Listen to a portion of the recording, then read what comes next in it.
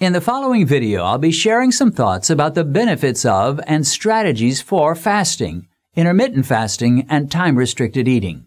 In most cases, if you're trying to beat diabetes with a low-carb diet only and you're not employing any forms of fasting or time-restricted eating, you're fighting your fight with one hand behind your back.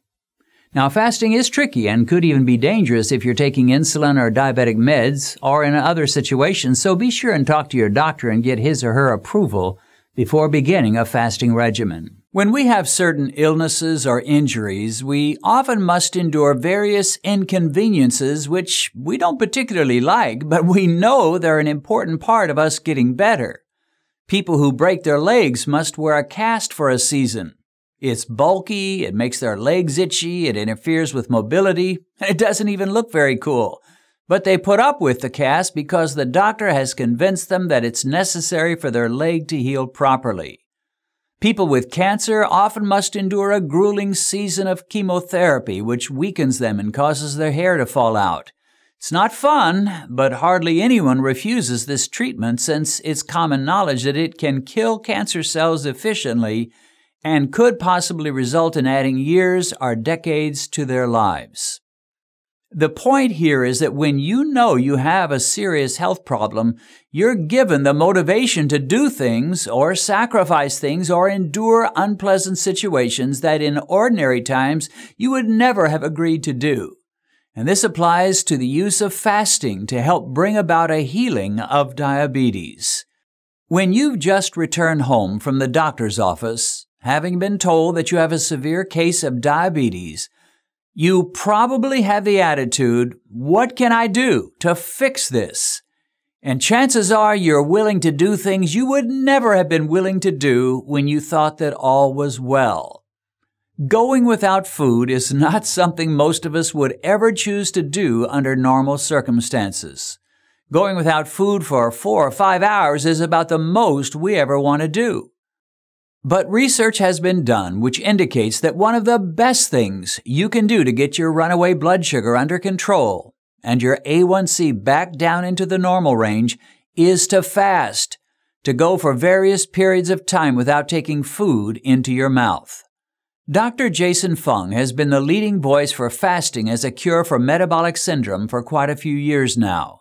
When you hear one of his lectures, you find him spouting one study after another which indicate that a low-carb diet plus fasting is the magic formula which brings amazing results to all who suffer from the effects of metabolic syndrome and fixes not only high blood glucose, diabetes, type 2 that is, but also high blood pressure and high triglycerides with lightning-fast weight loss thrown in for good measure.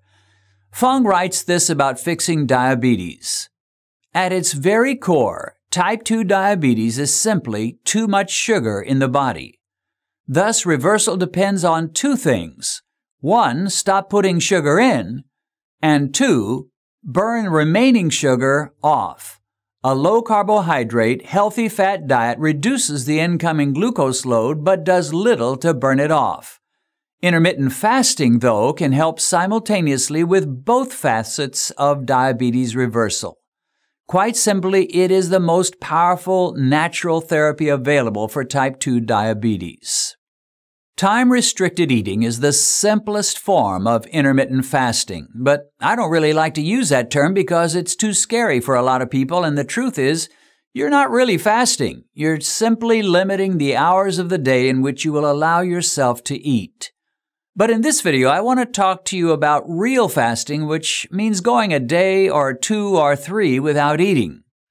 One form of fasting that many diabetics have found works like dynamite in blowing up the structure of diabetes that has locked onto their bodies is what is known as OMAD, O-M-A-D.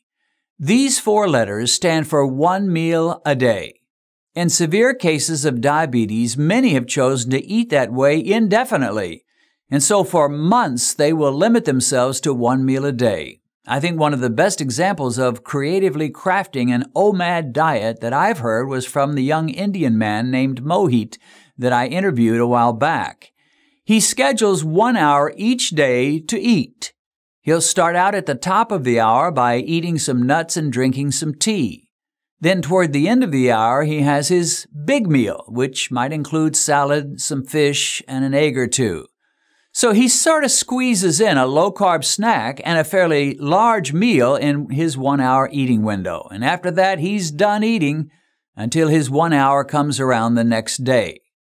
Now, I'll be honest with you, the idea of eating one meal a day, 7 days a week, 365 days a year does not appeal to me.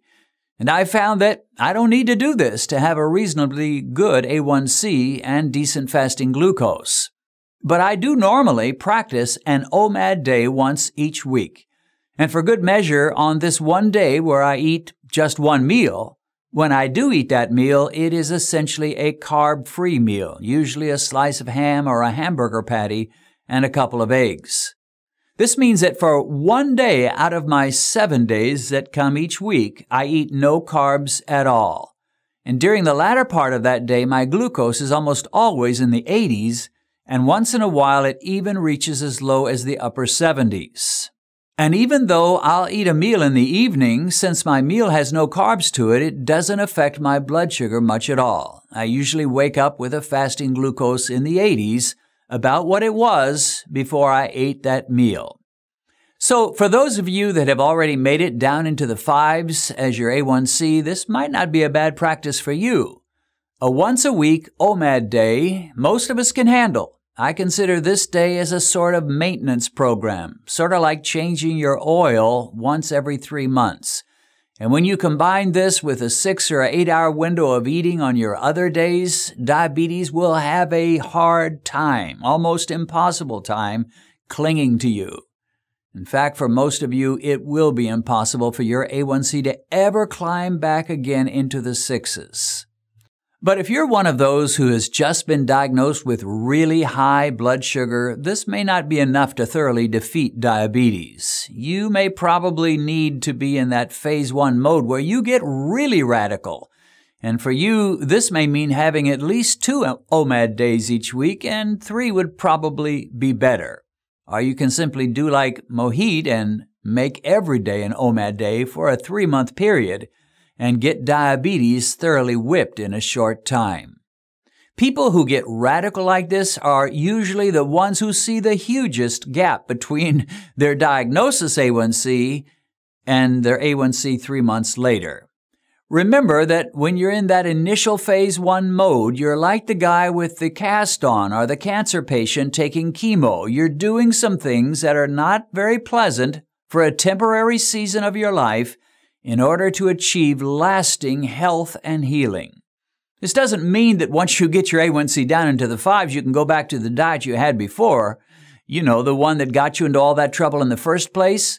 No, you can't go back there, but you can ease up on the gas pedal a little bit and begin to develop a maintenance diet, which will still be low carb, but perhaps not as severely low carb.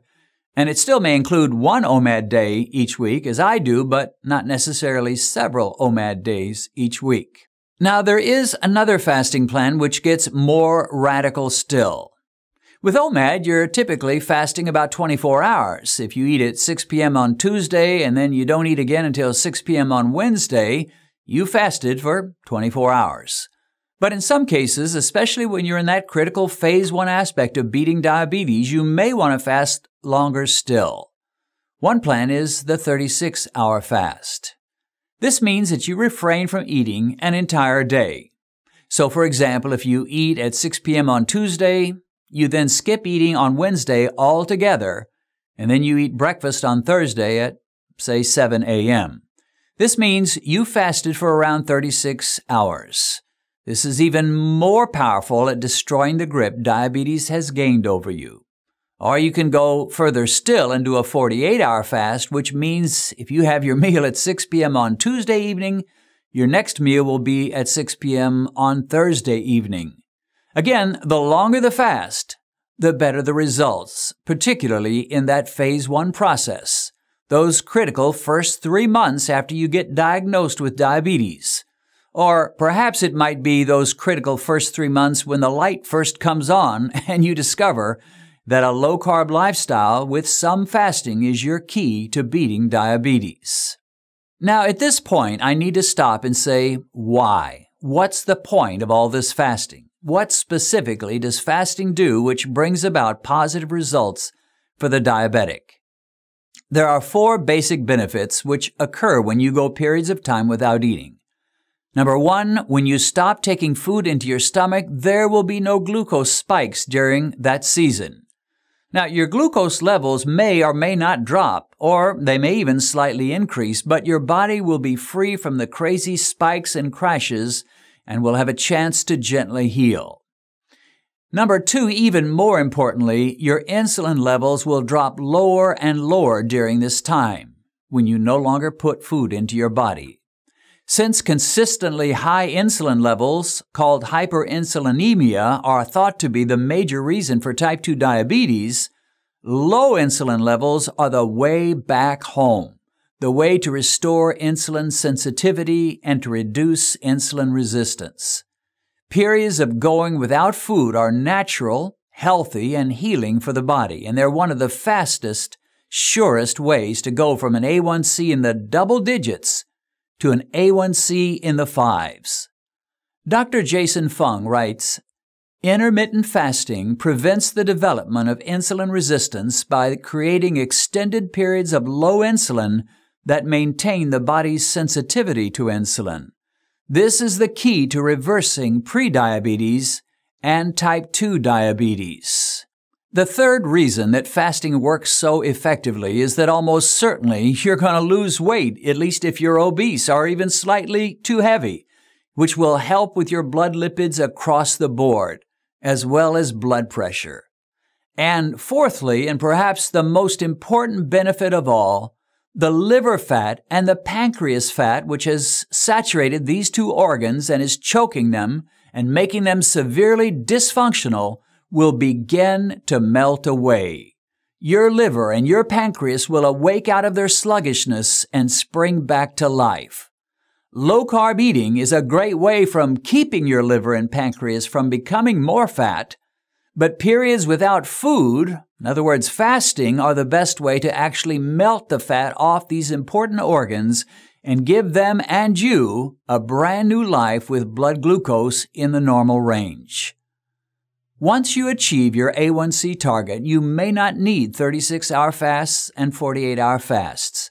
You can probably maintain an A1C in the 5s with a 6 to 8 hour window of eating most days, and perhaps an OMAD day once each week. So the bad news is that you can never go back to a lifestyle of grazing on food whenever you please. Those days are gone forever. But the good news is that with a low-carb lifestyle and a few simple adjustments to your eating and non-eating patterns, you can have great glucose levels and freedom from diabetic complications all the rest of your life. You get to keep your legs. You get to keep your eyesight. You may well live into your 80s or 90s with good health, good mobility, and a sharp, clear mind. And that ain't too bad. So the 4 fasting strategies which break the back of diabetes are, in order of severity, first, creating a window of eating each day between, say, 4 to 8 hours. All your meals for that day will be compressed within that window, and all the other hours of the day you will not eat. Many call this intermittent fasting, but I call it time-restricted eating. The second form of fasting is to schedule a designated OMAD day or days, and these are days where you will eat one and only one meal, or at most you'll limit all your eating for that day to a 1-hour period. If you're in your first phase of getting runaway blood sugar under control, you may need at least 2 of these days each week, and 3 would be better still. And when you do eat your one meal for that day, make sure it's a low-carb meal. No sweets, no starches, no bread. A third form of fasting for those wanting to make even more progress, schedule certain days where you'll skip eating altogether. Have your meal the previous night around 6 p.m., eat nothing the next day, and then have your breakfast the day after that at the normal time. This will end up being around a 36-hour fast. It will help give you motivation during this time as you picture in your mind all the fat on your liver and on your pancreas melting into liquid and being flushed away. For the people with an A1C in the double digits, consider a 48-hour fast where you skip eating for 2 entire days. Now, I admit this is radical and not something most of us would want to do on a regular basis. But just like the cancer patient endures chemotherapy, men and women with severe diabetes can endure a 48-hour fast. It doesn't cost nearly so much, and it doesn't have side effects. Now, I need to remind you that these longer fasts can be dangerous if you're taking insulin or high-powered diabetic meds which squeeze the insulin out of your pancreas. So talk to your doctor and make sure he or she gives you the green light to fast this long. He may tell you to reduce your meds or your insulin during this time to prevent a dangerous hypo. And by all means, monitor your blood sugar while you fast and make sure it doesn't drop too low. If your blood glucose drops too low, eat something and give up your fast. Well, there you have it, 4 fasting strategies that can make a huge difference in beating diabetes.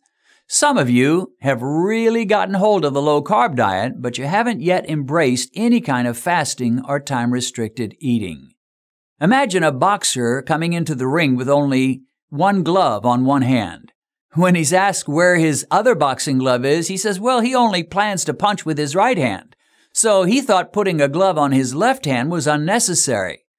Well, that would be just plain stupid. If you are in a fight with a tough opponent, you'd better plan on hitting him with both your right hand and your left. And so it is with a low-carb diet and a little fasting or time-restricted eating. On this video, I want to introduce you to a friend of mine, a lady who's made a huge impact upon the diabetic community. Her name is Jenny Rule, and when I discovered her books and her website, I realized that she and I thought a lot alike.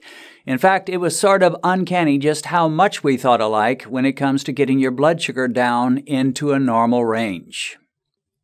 I said that Jenny Rule was a friend of mine. Now, I didn't mean that in the sense that we actually know each other. Truth is, I've never met her or communicated with her. But I consider her a friend because in reading her books, I've been greatly blessed and confirmed in my own approach to conquering runaway blood sugar. In fact, we are so similar in what we believe and the means by which we attack high blood sugar that if you read her books and her website and then you read my books and watched my YouTube videos, you might be convinced that either she or I copied from the other. Well, she definitely did not copy from me since she's been struggling with and overcoming high blood sugar since 1998, whereas my first book didn't come out until around 2006.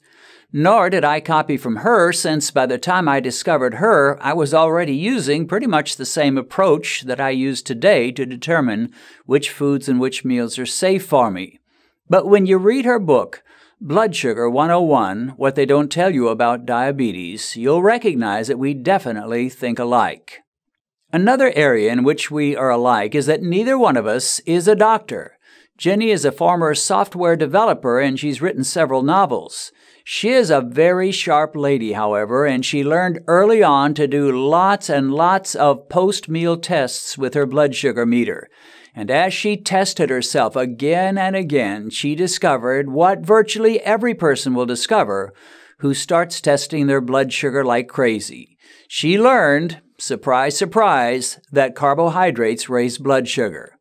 Now, I know there are people who say that carbs are fine and they're even desirable for diabetics, but these people who say that are almost always, 1, not diabetics, and 2, they are not fanatical blood sugar testers. They have a great theory, but that's about all they have. The truth is, I've never found any diabetic who tests their blood sugar a lot, especially after meals when their blood sugar hits its peak.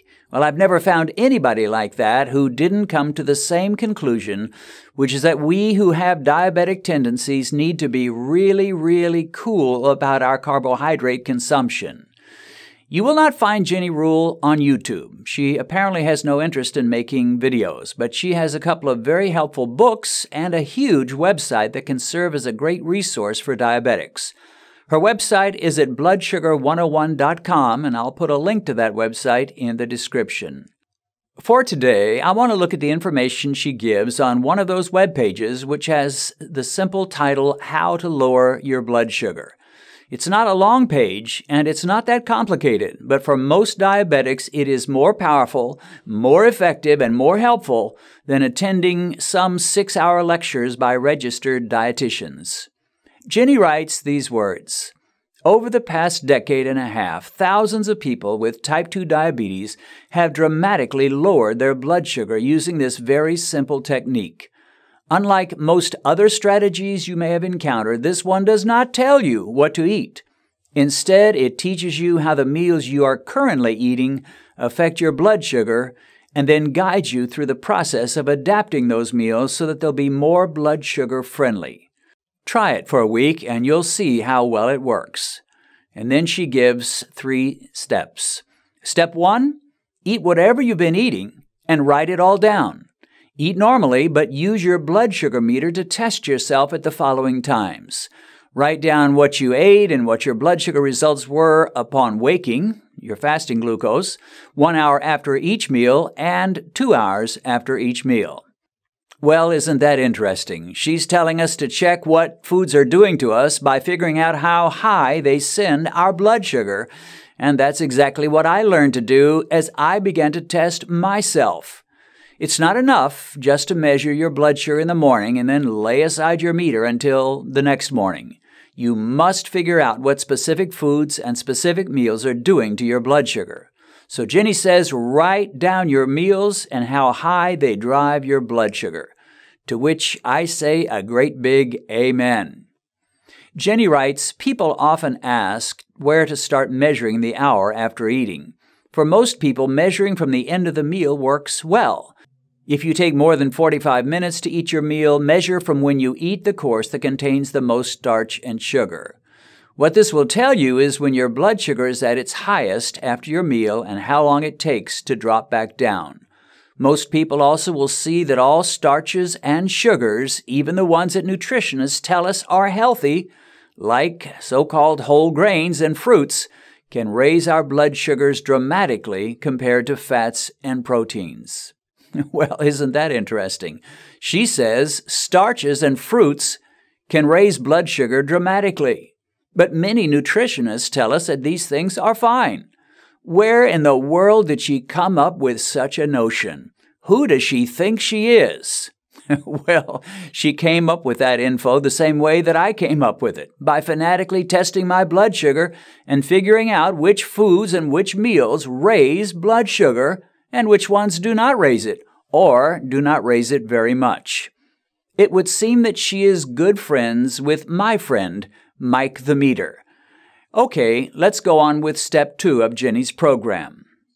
In Step 2, she writes, for the next few days, cut back on your carbohydrates.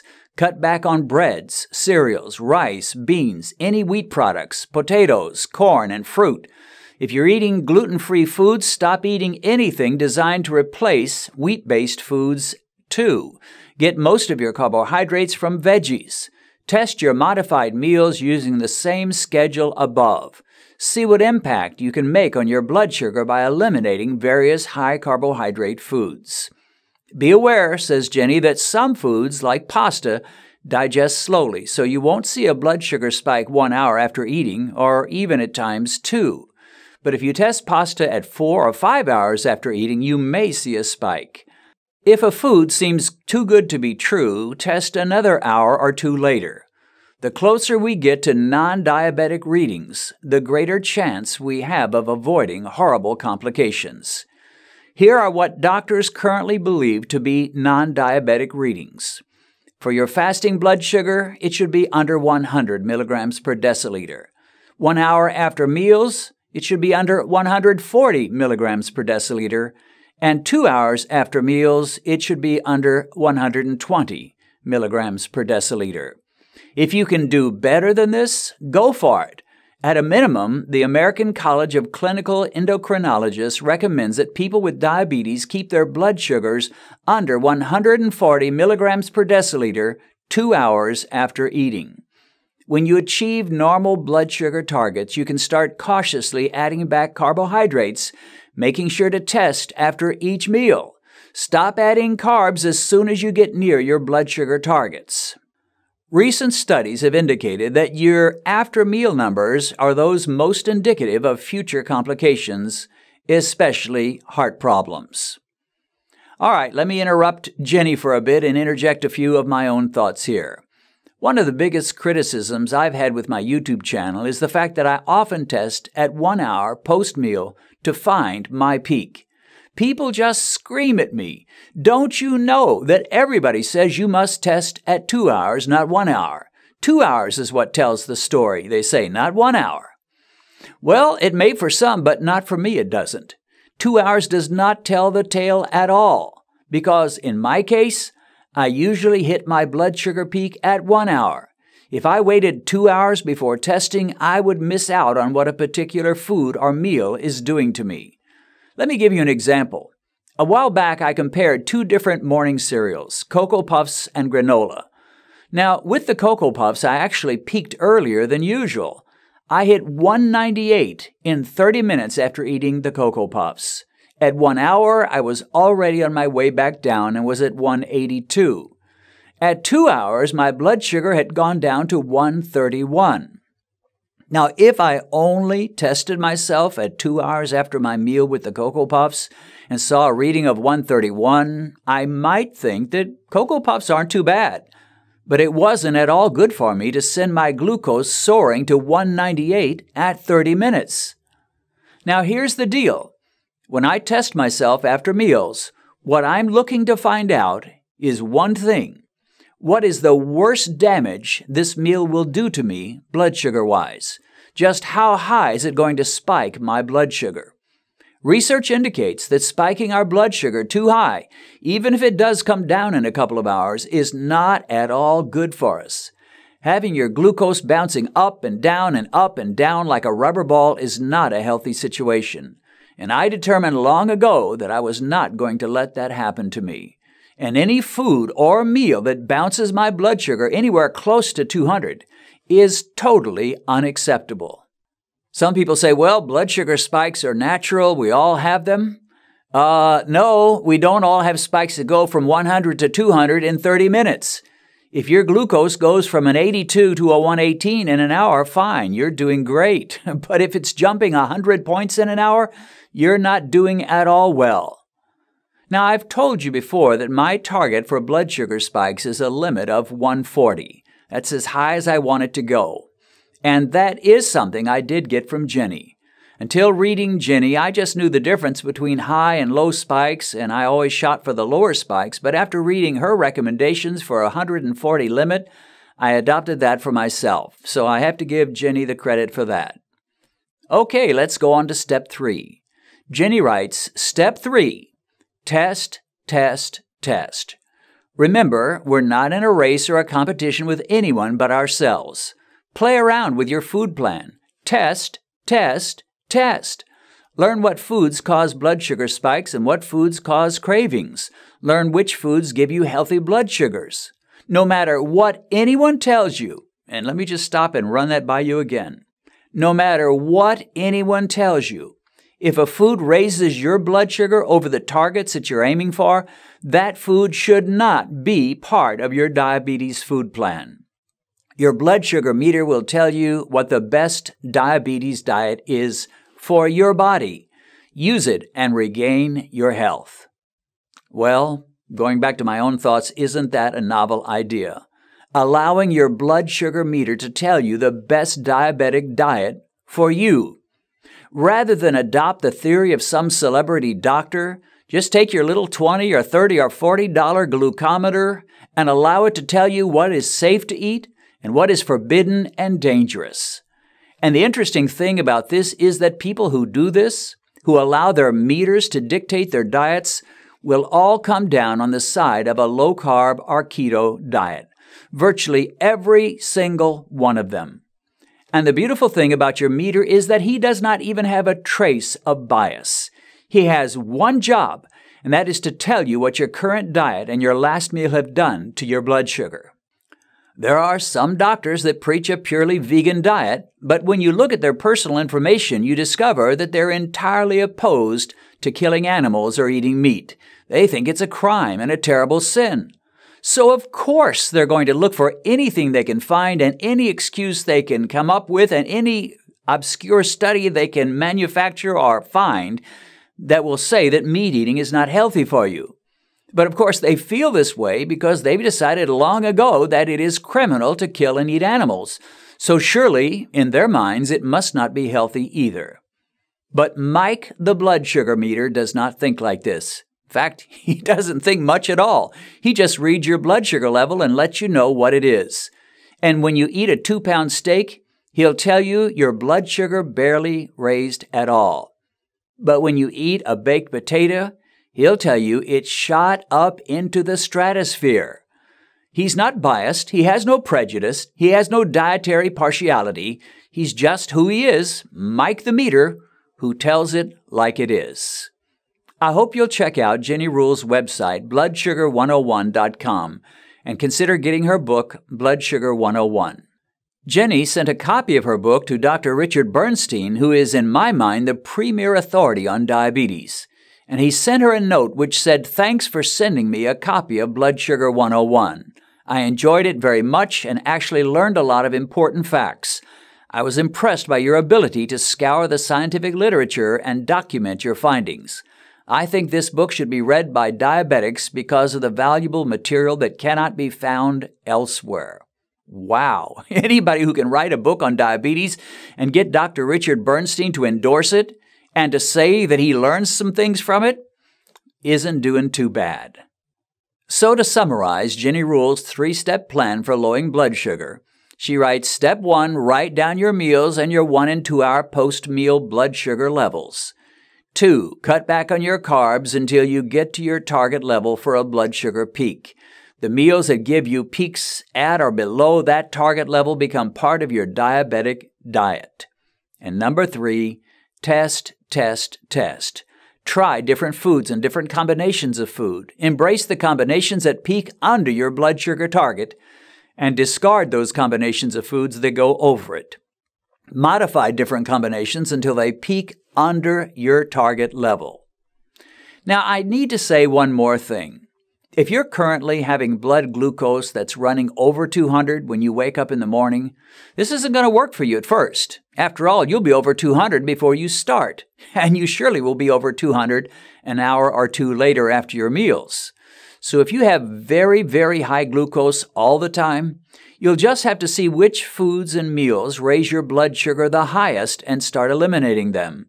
As a starter, cut way down on all carbohydrates and focus on eating mostly meats and vegetables. Your blood sugar will surely come down in time, and once you get it down to a reasonable level, you can start setting your glucose target for each meal. Now, people do spike at different times, so maybe for you 2 hours would be the ideal time to test your blood, and that can change over time. But what you need to look for is when your normal blood sugar peak happens after you finish your meals. Once you find that time, make that the major time that you test to see what your meals are doing to you. In fact, I often don't even test before the meal when I'm just doing it for myself. I'm interested in one thing: how high will my blood sugar rise after this meal?